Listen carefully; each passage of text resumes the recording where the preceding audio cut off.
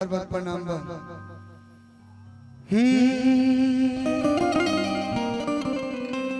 देखिए चैत के प्यार बहुत है, एगो चैता लजदारी चैता मार देते हैं।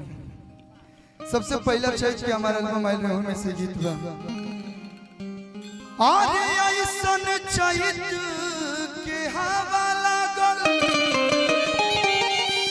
सुन गल जवानी में।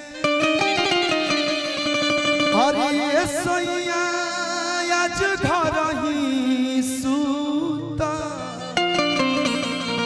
छोड़ा काम खरिहानी के।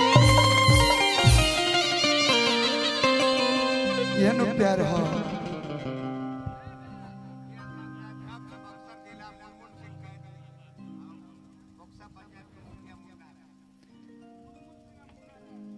बोक्सा पंचायत के अध्यक्ष इन्हें उन्हें बुलवा के हमारा क्या चाहते हैं पैसा नदाव के मुखिया जी हमारे मुन्ना गार्जियन मुन्ना सिंह जी की तरफ से बहुत सारा प्यार है। मन से स्वागत अभिनंदन। मुनमुन सिंह जी बक्सर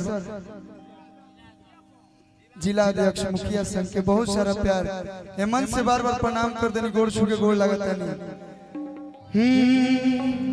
आप लोग अगर आ जाए लोग तो काफी अच्छा लगेगा।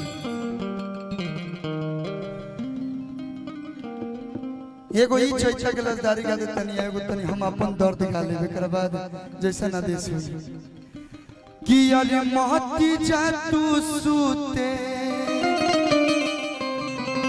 खरी हानी में ये राजा जी कि अरे चाहनी काटो घर ही माछड़ा दानी में ये राजा कि चाहनी काटो घर ही और तमा छड़ा दानी में ये राजा महती जा तू सूते खरी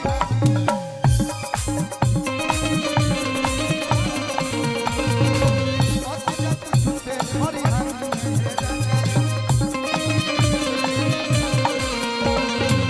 चाहनी काटो घर ही चाहनी काटो घर ही माछड़ा दानी में ये राजा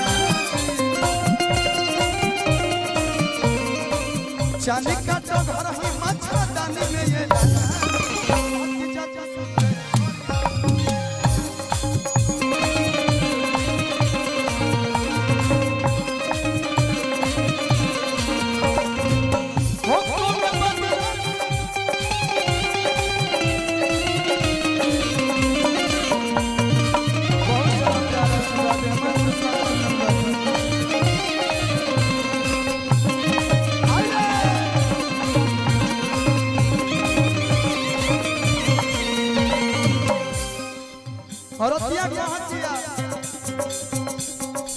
हो गई सयान जब तो कोलुआ देवाला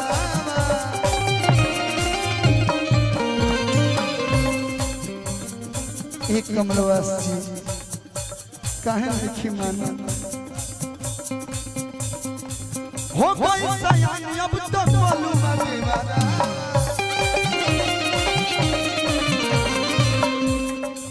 भेज खरिहानियों के रहा पिया घरा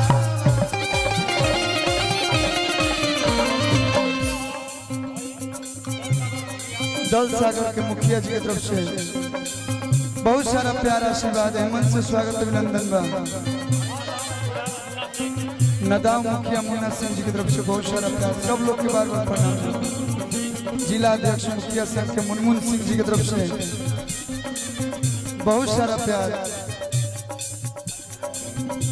मन से स्वागत अभिनंदन बार बार प्रणाम बा। मैं मुखिया जी लोग के आज इतना प्यार मिलो तो मन गद ज्यादा गई। ये नु प्यार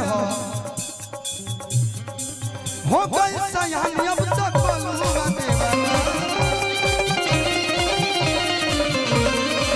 ये जी खरिहानियों पे रहा पिया घरा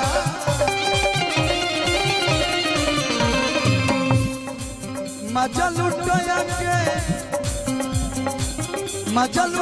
के बालक कोनी में ये राजा जी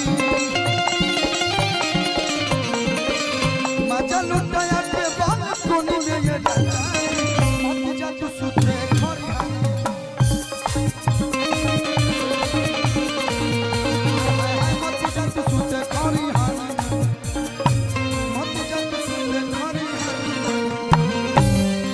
जात सुते खरी हानी मत जात सुते खरी हानी मत जात सुते खरी हानी मत जात सुते खरी हानी मत जात सुते खरी हानी मत जात